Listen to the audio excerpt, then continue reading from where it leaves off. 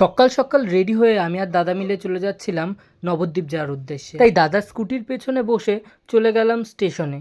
এবং স্টেশনে যেতে যেতে একটা জিনিসই ভাবলাম, এই গরমের মধ্যে সবচেয়ে সকালে এবং ফার্স্ট মর্নিংয়ে বেরোনোটা কতটাই ভালো, এবং এর পরে বেরোলে শরীরের যে কী অবস্থা হবে সেটা আমিও নিজেও জানি না। যাই হোক, স্টেশনে অবশেষে পৌঁছে গেলাম এবং ট্রেনের জন্য একটুখানি ওয়েট করছিলাম। তারপর ট্রেন চলে এলো, বাট সকালের এই ট্রেনটা এতটাই ভিড় ছিল কি বলবো, তো দাঁড়িয়েই যেতে হয়েছে। কৃষ্ণনগর অবধি গেলাম এই ট্রেনে। তারপর কৃষ্ণনগর থেকে আমরা অটো করে রওনা দিলাম নবদ্বীপ যাওয়ার উদ্দেশ্যে। আর সেই দিনের পরিবেশটা এতটাই শান্ত লাগছিল, কারণ এই সময় সকালে তখনও রোদ ওঠেনি, অনেকটাই টাইম ছিল। আস্তে আস্তে রোদ বাড়লো, তখন হালকা একটু গরম লাগছিল। তারপর আমরা অবশেষে পৌঁছেও গেলাম নবদ্বীপ। আর সবচেয়ে বড় কথা, আজকে তোমাদের বলতে ভুলেই গেছি, আজকে নবদ্বীপ আসার কারণ ছিল আমার দাদার আজকে এখানে পরীক্ষা পড়েছিল, তাই আমি দাদার সঙ্গে এসেছিলাম এবং পুজোও দেওয়ার ছিল। তাই সবার প্রথমে আমরা পুজোটাই দিয়েছিলাম। তাই দোকান থেকে পুজোর জিনিসপত্র কিনে নিয়ে আমরা সবার প্রথমে চলে গেছিলাম নবদ্বীপের সেই ঐতিহ্যবাহী মন্দির, যার নাম ছিল পোড়ামাতলা। এবং এই মন্দির নিয়ে আছে নানান কথোপকথন। নবদ্বীপের আরও সমস্ত মন্দিরগুলোর মধ্যে এই একটা মন্দির, যেটা ঐতিহ্যবাহী একটি জাগ্রত মন্দির। কথিত আছে এই মন্দিরটি 500 বছরেরও বেশি পুরনো একটি মন্দির।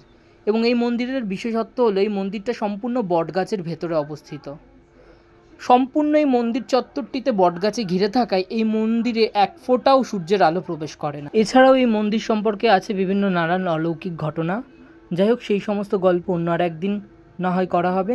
তো তারপর আমার পুজো দেওয়া হয়ে যায় এবং পুজো দিয়ে আমি সোজা ধূপকাঠি জ্বালিয়ে সেখানে ঠাকুরের সামনে আমার পুজোটা কমপ্লিট করি এবং তারপর প্রদক্ষিণ করি সেই মন্দিরের চারিপাশেই। তারপরে তার পাশেই থাকে এই ভবতারণ শিব মন্দির। এই শিব মন্দিরটা খুবই বড় ছিল এবং শিবলিঙ্গটাও অনেক বড়, তোমরা দেখলেই বুঝতে পারবে। তারপর পুজো কমপ্লিট হয়ে গেলে আমি আর দাদা মিলে চলে যাই বুড়ো শিবতলায়। এই বুড়ো শিবতলা হচ্ছে আরও একটি নামকরার একটি মন্দির, যেটা বহু প্রাচীন একটি মন্দির, অনেক পুরনো এবং ঐতিহ্যবাহী। এই মন্দিরেও আছে নানান অজানা অনেক গল্প। তো যাই হোক, মন্দিরে ঢুকেই আমরা সবার প্রথমে অঞ্জলি দিয়ে দিই এবং অঞ্জলি কমপ্লিট হয়ে গেলে শিবের মাথায় জল ঢেলে দিই। এবং সেই দিন ছিল সোমবার, ছিল সবচেয়ে ভালো দিন ছিল, তো শিবের মাথায় জলও ঢালতে পেরেছিলাম আমরা। এই সৌভাগ্যটা আমাদেরও হয়েছিল সেই দিনকে।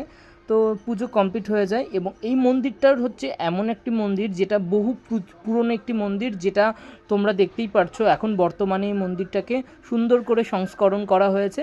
আর দাদার আজকের এই পরীক্ষাটা ছিল 11টা থেকে, তাই আমাদের পুজোর সমস্ত কিছু কমপ্লিট হয়ে যাওয়ার পর আমরা চলেও এলাম। দাদা চলে গেল ওর পরীক্ষার হলে আর আমি বাইরে ওয়েট করছিলাম। তো তারপর ওর কমপ্লিট হয়ে যায় পরীক্ষা, এবং পরীক্ষা কমপ্লিট হয়ে যাওয়ার পর আমি আর দাদা মিলে সোজা চলে আসি গঙ্গা পার হয়ে যাওয়ার উদ্দেশ্যে। তখন প্রায় বিকাল 4:30 বেজে গেছিলো। তো আমরা তখন রওনা দিই আমাদের বাড়ি আসার উদ্দেশ্যে। যাই হোক, আজকের ভিডিওটা এখানেই শেষ করছি। ভালো লাগলে একটা লাইক এবং কমেন্ট করে দিও। আর এই রকমই যদি আরও নতুন নতুন সিম্পল আমার লাইফস্টাইলের ওপর কোনো ভিডিও দেখতে চাও, তো অবশ্যই তোমরা কমেন্ট করে জানিও, এবং তোমাদের ভালো লাগার ওপরে আমি ভিডিও সেরকম করে তৈরি করার চেষ্টা করব। তো অবশ্যই কমেন্ট করে জানিও। টাটা।